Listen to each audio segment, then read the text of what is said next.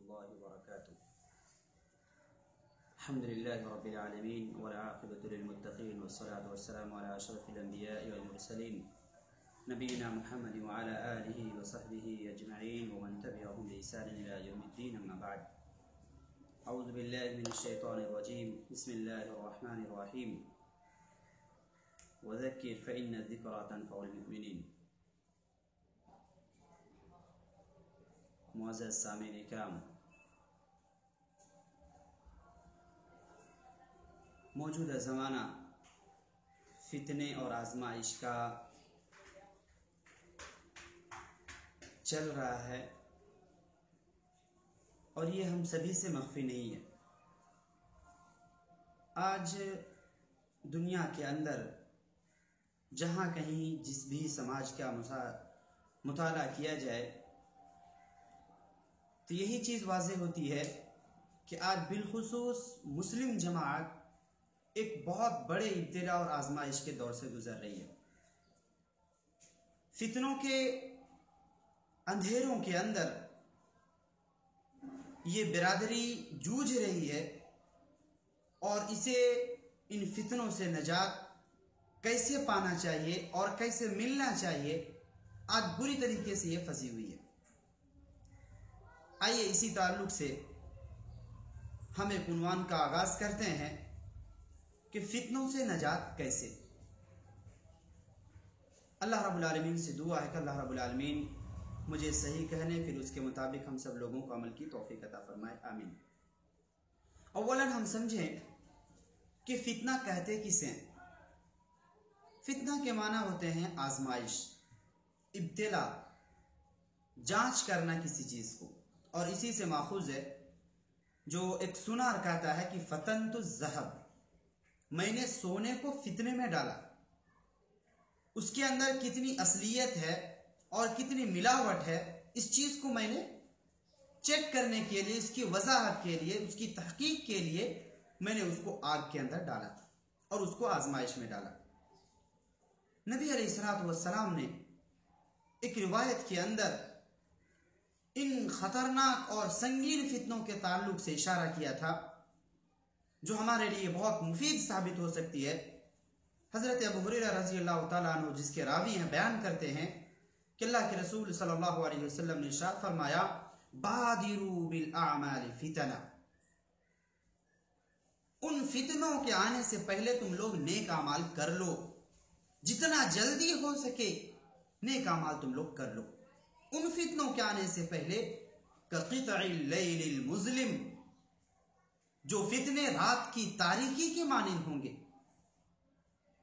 یصبح الرجل مومنا ویمسی کافرا، کہ انسان صبح کو مومن ہوگا اور شام کو وہ کافر ہو جائے گا.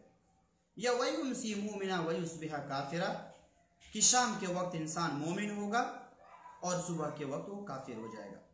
یبیع الرجل دینہ بعرض من الدنیا قلیل، کہ انسان اپنے دین کو بیچ دے گا دنیا کے معمولی سی قیمت اور اس کے عوض میں. یہ صحیح مسلم کے اندر موجود ہے، حدیث نمبر 118، اور سنن ابو داؤد کے اندر حدیث نمبر 482،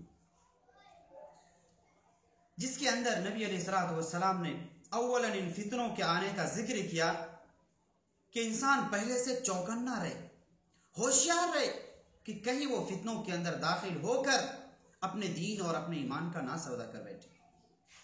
نبی علیہ الصلوۃ والسلام نے کہا کہ جیسے رات کی تاریکی ہوتی ہے، انسان کو کچھ سمجھ میں نہیں آتا، اپنی منزل نظر نہیں آتی ہے اور اس کو راستے کے اندر استقامت اور اسی طرح سے راستے کے اندر اس کو پایہ ثبات نہیں مل پاتا ہے کہ انسان ڈگمگاہٹ کا شکار ہو جاتا ہے. اور وہ بھی رات کی تاریکی، جب وہ چاند سے محروم ہو اور اس کی روشنی سے وہ خالی ہو تو جس قدر رات بڑھتی جائے گی وہ تاریکی بھی گھٹا ٹوپ اندھیرے کے اندر تبدیل ہوتی جائے گی.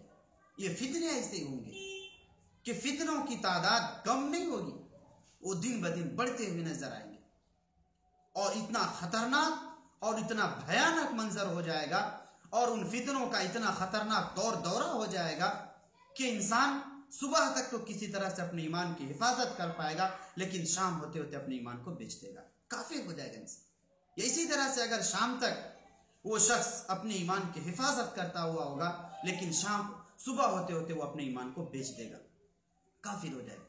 ایک فتنے کا نبی علیہ الصلوۃ والسلام نے اس حدیث کے اندر ذکر کیا کہ دنیا پرستی کے چکر میں انسان اپنے دین کا سودا کر جائے گا، اپنے دین کو بیچ دے گا دنیا کے معمولی سی اور تھوڑے سے سامان کے لیے۔ آج اگر اس چیز کو دیکھا جائے اپنے معاشرے کے اندر، تو دنیا بیچنے، دین بیچنے اور دنیا پرستی کا جو بخار آج ہمارے سروں پر چڑھا ہوا ہے وہ ہم سب سے مخفی نہیں، کہ انسان سب کچھ اسی دنیا کو سمجھ کر کے اس کے پیچھے لگا ہوا ہے، اور پوری کوشش اس کی یہی ہوتی ہے کہ کس طرح سے اس دنیاوی زندگی کے اندر بہتر سے بہتر زندگی بنائے۔ لیکن پھر انسان بھول جاتا ہے کہ وہ ایک مسلمان ہے اور اس کی منزل یہ دنیا نہیں آخرت ہوتی ہے، اور اس آخرت کے چکر میں اس کو نہ یاد کر کے، اس کو بھلانے کے چکر میں انسان اس دنیا کے اندر کھو جاتا ہے، اور ان فتنوں کے اندر مبتلا ہونے کی وجہ سے انسان اپنے دین کا سودا کر بیٹھتا ہے۔ نتیجے کے طور پر صرف اور صرف اسے خسران اور نقصان، اسے افسوس ہی کرنا پڑ سکتا ہے، ورنہ اس کے علاوہ قیامت کے دن اسے کچھ حاصل نہیں ہوگا۔ اللہ رب العالمین سے دعا ہے کہ اللہ رب العالمین ہم تمام لوگوں کو ان فتنوں سے نجات کا طریقہ ڈھونڈنے اور ان فتنوں کو سمجھنے اور اس سے بچنے کی توفیق عطا فرمائے۔ اللہ رب العالمین ہم سب کو حسن خاتمہ کی توفیق عطا فرمائے۔ آمین۔ اقول قولی هذا واستغفر الله لي ولكم ولسائر المسلمين واستغفروه لذنبه انه هو الغفور الرحيم۔ السلام عليكم ورحمة الله وبركاته۔